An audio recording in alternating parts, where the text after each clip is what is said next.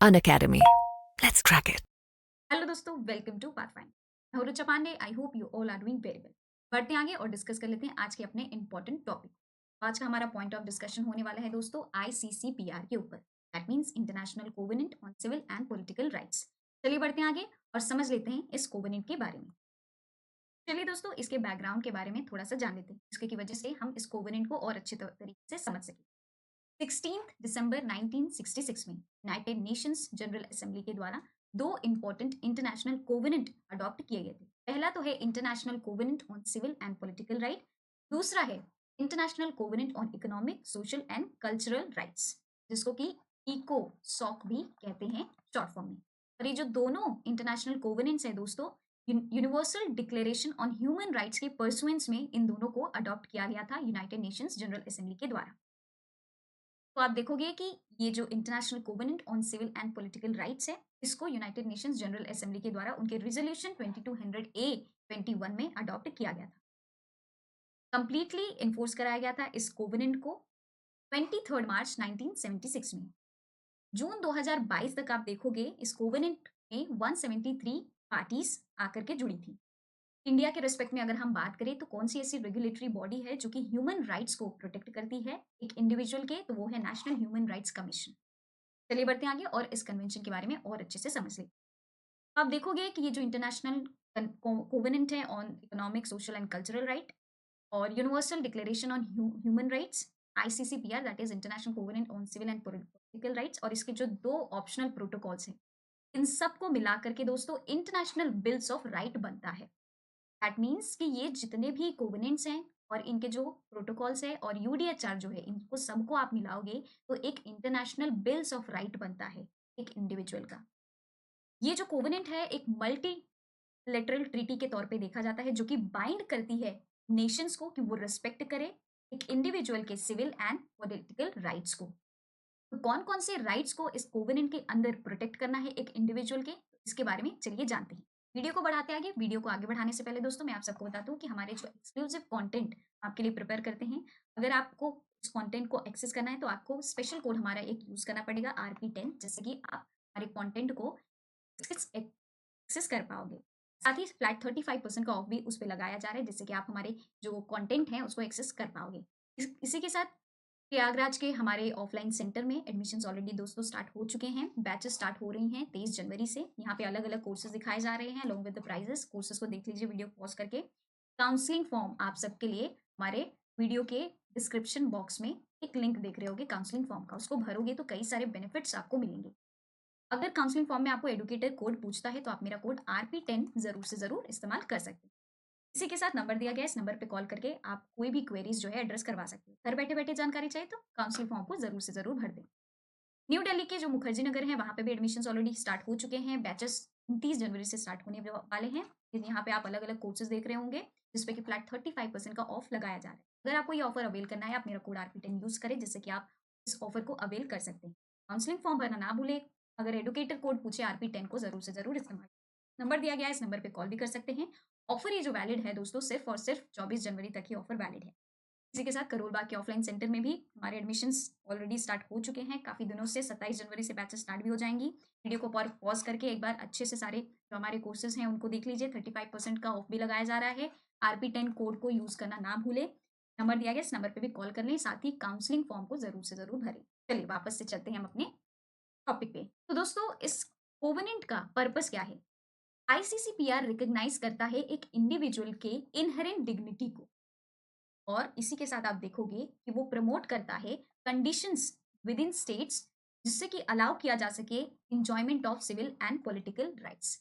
ये civil and political rights किसके respect में बात हो रही है? तो दोस्तों यहाँ पे एक इंडिविजुअल के रिस्पेक्ट में बात हो रही है कि एक इंडिविजुअल के सिविल एंड पॉलिटिकल राइट्स को हमें प्रोटेक्ट करना है, उनके सिविल और पॉलिटिकल राइट्स को रिस्पेक्ट करना है, सो दैट कि वो सोसाइटी में एक अच्छी लाइफ जो है वो अपना इंजॉयमेंट के साथ फुलफिल कर पाए।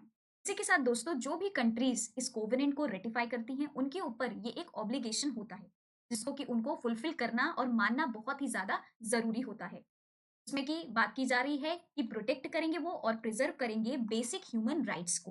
दैट मीन्स कि एक इंडिविजुअल के बेसिक ह्यूमन राइट्स को प्रोटेक्ट करना और प्रिजर्व करना ये उनकी ड्यूटी है। इसी के साथ उनको कंपेल भी किया जा सकता है और वो खुद भी कंपेल्ड हैं कि वो एडमिनिस्ट्रेटिव एक्शन जो है वो ले सकते हैं एक इंडिविजुअल के राइट को प्रोटेक्ट करने के लिए और प्रिजर्व करने के लिए। जुडिशियल एक्शंस ले सकते हैं, लेजिस्लेटिव मेजर्स जो हैं वो भी ले सकते हैं, जिसके की वजह से वो एक इंडिविजुअल के राइट्स को प्रिजर्व और प्रोटेक्ट करें। जिसके की वजह से प्रोटेक्ट करें जो भी राइट्स बताए गए हैं इस ट्रीटी के अंदर, and to provide an effective remedy, और उनको इफेक्टिव रेमेडी भी प्रोवाइड करें इस कोवेनेंट के तहत जो बताए गए हैं। ठीक है, चलिए बढ़ते हैं आगे दोस्तों। तो आप देखोगे कि इस कोवेनेंट के पार्ट 3 में कई सारे राइट्स बताए गए हैं जिसको कि आईसीसीपीआर के अंदर प्रोटेक्ट करना है स्टेट पार्टी को।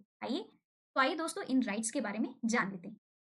आर्टिकल 6 में आप देखोगे राइट टू लाइफ के बारे में इस कोवेनेंट के बातचीत की गई है, जिसको कि प्रोटेक्ट करना एक स्टेट पार्टी का ऑब्लिगेशन होता है। आर्टिकल 7 में फ्रीडम फ्रॉम टॉर्चर की बात की गई है, जिसको कि प्रोटेक्ट करना है और प्रिजर्व करना है स्टेट पार्टी को। आर्टिकल 8 में right not to be enslaved की बात की गई है।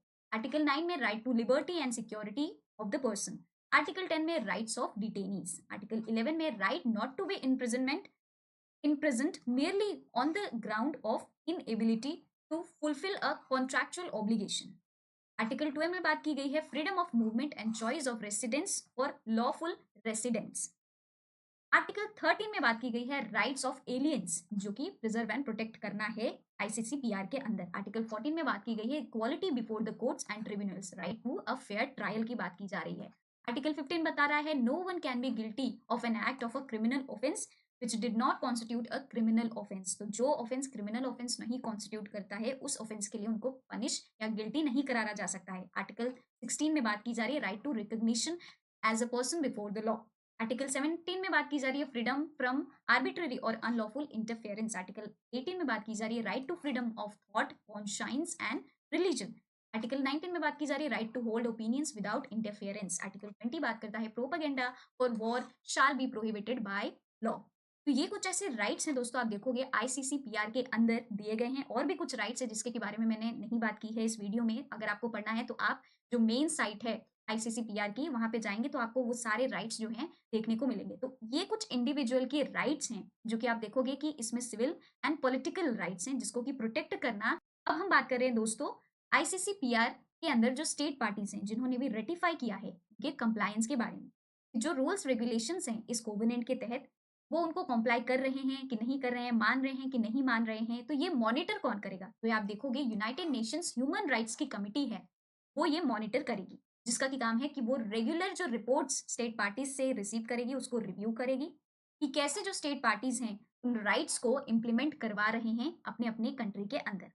स्टेट पार्टीज जो हैं वो रिपोर्ट सबमिट करेंगे, जैसे ही इस कोवेनेंट को वो स्वीकार कर लेंगे, जैसे ही इस कोवेनेंट को रेटिफाई कर लेंगे उसके 1 साल बाद ही वो तुरंत के तुरंत क्या करेंगे, रिपोर्ट सबमिट करेंगे यूनाइटेड नेशंस ह्यूमन राइट्स की कमिटी को। और उसके बाद आप देखोगे कि जब भी कमिटी मांगती है इनसे रिपोर्ट, या जब भी कमिटी को लगता है कि रिपोर्ट चाहिए भाई इनके कंट्री के अंदर क्या कैसा चल रहा है, तो जो कमिटी है वो इनसे रिपोर्ट मांग सकती है। वैसे आप देखोगे तो हर 4 साल के बाद जो रिपोर्ट्स होती हैं इनसे मांगी जाती है। आप देखोगे इस कोवेनेंट में 2 ऐसे प्रोटोकॉल्स दिए गए हैं जिनको कि ऑप्शनल प्रोटोकॉल्स कहते हैं। तो इसके अंदर आप देखोगे जो एडिशनल ह्यूमन राइट्स के प्रोटेक्शन के बारे में बात की गई है। तो ये जो राइट्स मैंने आपको बताए पिछले ही स्लाइड्स में उनको तो प्रोटेक्ट करना है, इसी के साथ ही इन 2 ऑप्शनल प्रोटोकॉल्स में आप देखोगे और भी एडिशनल ह्यूमन राइट्स है जिसको कि प्रोटेक्ट करने की ये जो ऑप्शनल प्रोटोकॉल्स हैं वो बात करते हैं। तो दोस्तों इस कोवेनेंट का यही मकसद है कि लोगों के, इंडिविजुअल्स के जो सिविल एंड पॉलिटिकल राइट्स हैं उनको क्या करना है, प्रोटेक्ट करना है, प्रिजर्व करना है, सेफगार्ड करना है, जिसके की वजह से उनकी जो बेसिक ह्यूमन राइट्स हैं उसको प्रोटेक्ट की जा सके, जिसके की वजह से वो लाइफ को अपने इंजॉय कर पाए, जिसके की वजह से दोस्तों वो सोसाइटी में अच्छी तरीके की जिंदगी जो है वो जी सके। तो आज के लिए इतना ही। आई होप ये जो कोवेनेंट है आपको समझ में आया होगा कि आखिरकार इसका पर्पस क्या है, इस कोवेनेंट को क्यों लाया गया।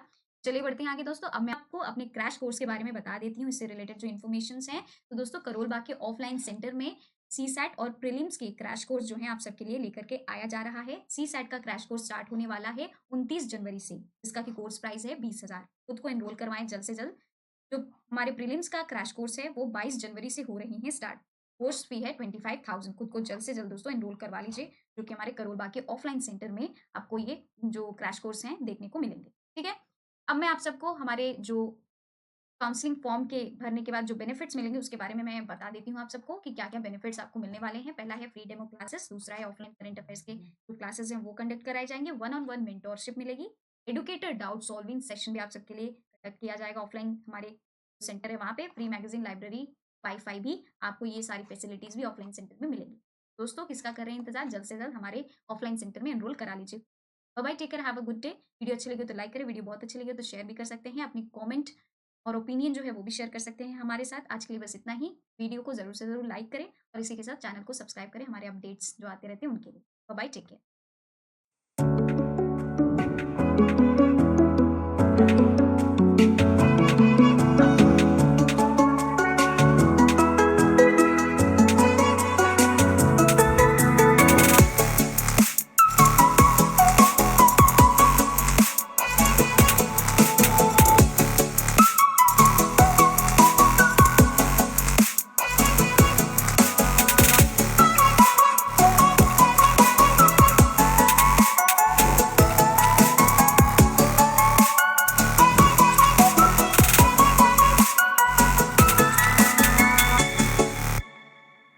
Unacademy. Let's crack it.